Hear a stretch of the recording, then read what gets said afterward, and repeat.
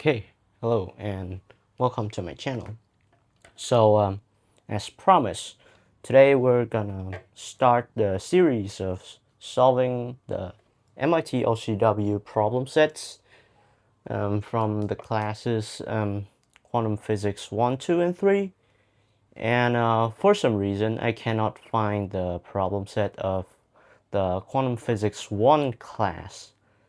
So today we're just gonna be starting with the 805 problem sets or Quantum Physics 2 class problem sets. And maybe I'll try and find 804 problem sets later. So let's start with problem 1, set 1. Okay, so what we have here is you get a wave function. Okay, I hope you have the problem set with you, because I don't think I can write out all of the requirements and stuff. Okay, so this is what you have on the problem. And first, we're gonna go into the problem A. So you find the psi normalized first, which is norm of x is gonna equal to that. All right, so what is it? It has to equal to 1, aka that, well, factor out the n, and you have your inside is a Gaussian integral, and it has to equal to 1. Okay, and here you can use the general formula for your Gaussian, which is integral x over 2n e to the minus gamma x squared dx. This is going to equal to 2n minus 1 double factorial,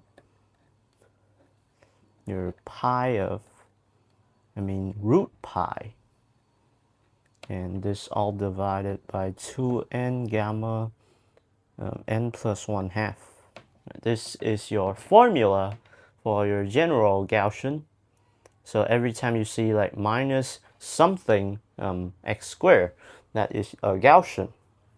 And this Gaussian here is gonna equal to, so the Gaussian we have up there is gonna equal to 1, 1, 2, alpha 3, 2. That's like one way for you to remember it. I believe it's like up to 3 or 4. And with like when you go up and up, it's gonna be different. So all right, so this is what we have right here. You got your psi normalized. Now we're gonna get our n. N is gonna, from this you move everything over there, and it's gonna be 4 for a alpha cube pi 1/4. Believe you might want to check the math again as well. I'm not doing it like rigorously, obviously. Okay, so now you got your psi normalized. Now we can get the next thing, which is the expectation value of x. And you can see immediately the expectation value of x is, well, this. And since your wave is this, these two is going to give you x squared with another x, and you get x cubed. And x cubed combined with your Gaussian is an odd function. Therefore, this thing is strictly 0. Right, so we got our x. Next is x squared. X squared is, well, you have to calculate x squared. Since this one is odd already, so that one cannot be odd again. So x squared is this. The x, this is cubed, so this is to the fourth exponential minus alpha x squared. All right, we have another Gaussian.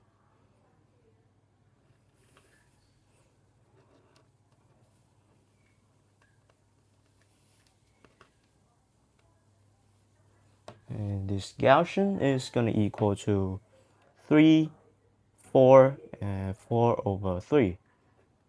3, 4, 4 over 3. So you can like, no, it is 5 over, it's 5, no, 3, 4, 5 over 2 over 2. Yep. Yeah, I believe it is. Yep, it is. Okay, so this, you substitute the n that you got here down to your n square here. So that would give you why my pen is like not working.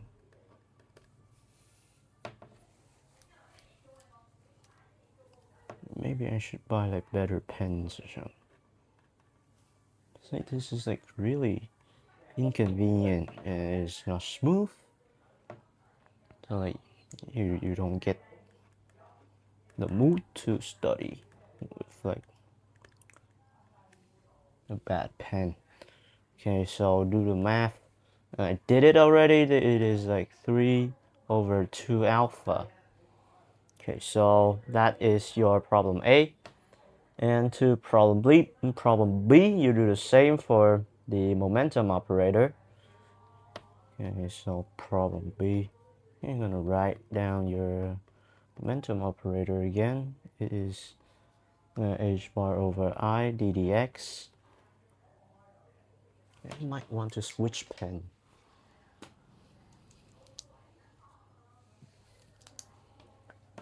ddx or minus I h bar ddx. Both is fine, but for convenience, we're going to use this. Okay, so we have your wave function here is strictly real. Therefore, you can say the expectation value. What is happening? Oh my gosh. Expectation value of p is equal to 0 for your wave function is strictly real. And the expectation value of your momentum operator is going to be 0 when your wave function is either, well, real or it is stationary. It is a stationary state, meaning that it is not oscillating, it is not doing anything, it is not moving, so there would be no momentum. So therefore, the expectation value would be 0. Okay, so from here you get that this guy is 0. Next, we're gonna calculate our p square. Okay, so with p square, first we gotta calculate p. What is happening with my pen?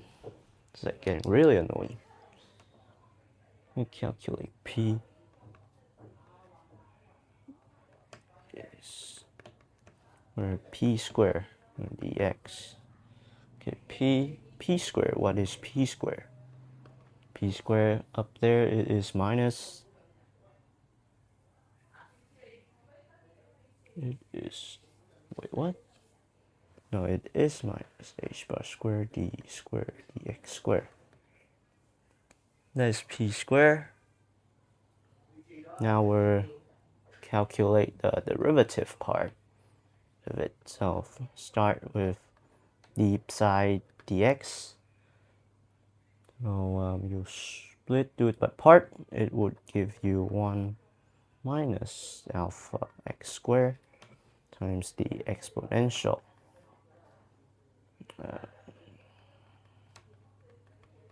Okay. Next is your second derivative. And you do that from the first derivative. You can say that n can be factored out, and you're just gonna use the product rule and do it by part. So u prime v plus v prime u. And what you get is n minus 2 alpha x e minus 1/2 x squared minus alpha x 1 minus alpha x squared e minus 1/2 alpha x. And this guy is going to equal to n times alpha squared x cubed minus 3 alpha x and the exponential. There you go. So now you've gotten your p squared, you've gotten the derivative part. Now we can substitute it back in and get what we need. It's going to equal to h bar square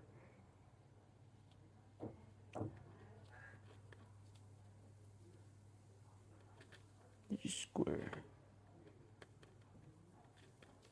dx. Okay. So from here you just expand this term, and this term it can be expanded as well into an x. Right, so this part is pretty long. You factor out the n first. Then the inside would only be an x. An x can be put inside there as well. So maybe I would just write like e minus 1/2 alpha x squared, alpha squared x to the fourth, minus 3 alpha x squared, e minus 1/2 alpha x squared dx. Right, so now you squish this term with these two, and put in the n again. So that would means that now this is h bar. Has it been h bar? I think it has been h bar. Wait.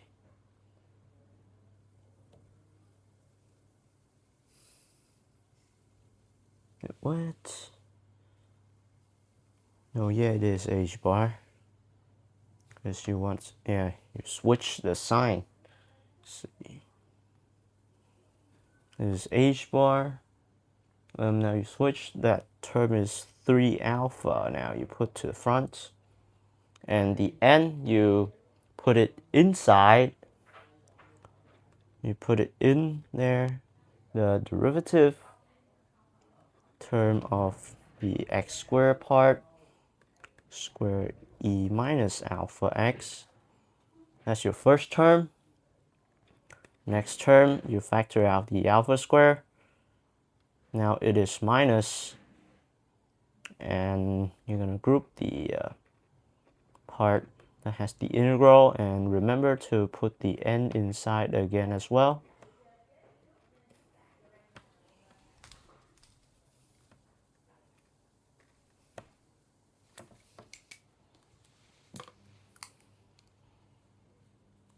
This part is, where was I? X to the fourth e minus alpha x squared dx. This part dx. Right, so from here you see that this term and this term, these two are our x's that we've calculated before.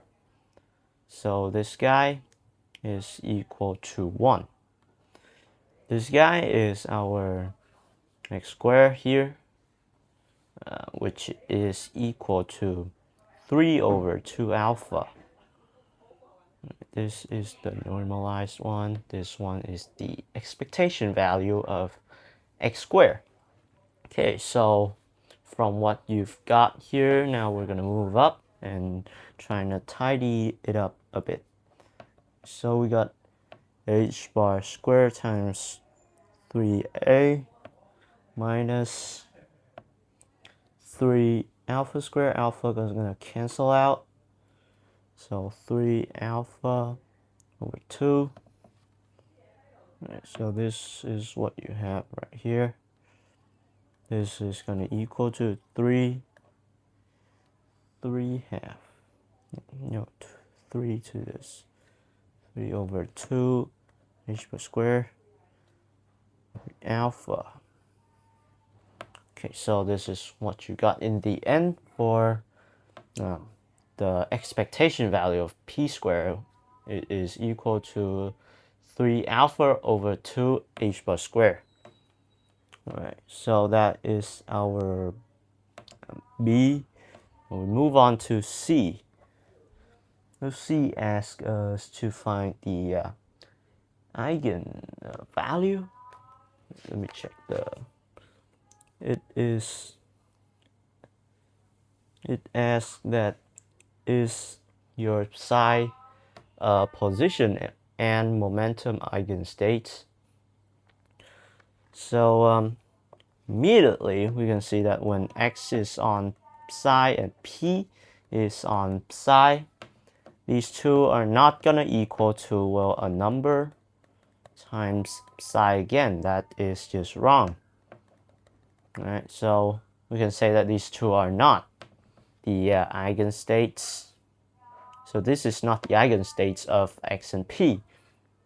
Right, so this is not eigenstate of x and p. Okay, so C is done. Next is D. D is calculating the expectation value of the Hamiltonian. Expectation value of Hamiltonian is expectation value of p squared over 2m. And p squared, we calculated that already, is 2 the alpha, and alpha 2. Right, the 4m. Right, that is your D. Next is E. E asks you to calculate the the energy. Calculate the energy and potential energy. Right, so we're gonna start with our Schrödinger equation. Then we're gonna isolate those two terms that we want to find and get them.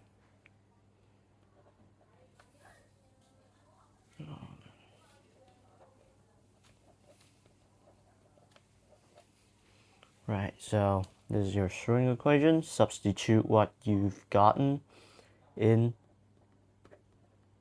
This guy is this guy over here.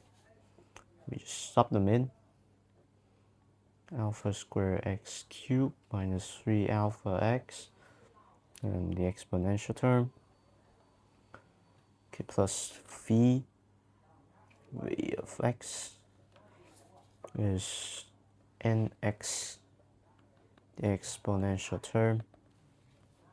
Okay, so this all is gonna equal to, use this is gonna equal to e nx minus 1/2 alpha x squared. Right, so now you have this. The n, you can cancel it out, the x as well.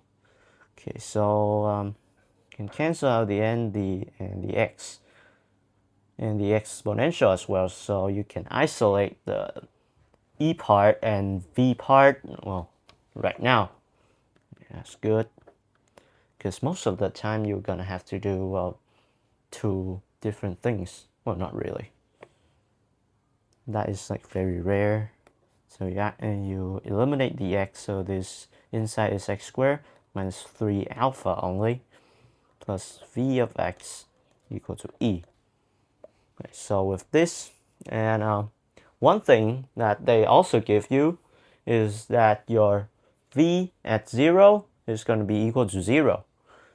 So using v at 0 equals 0, we can say that, well, 0 is equal to e minus 3h bar square alpha over 2m from this term right here. Okay, so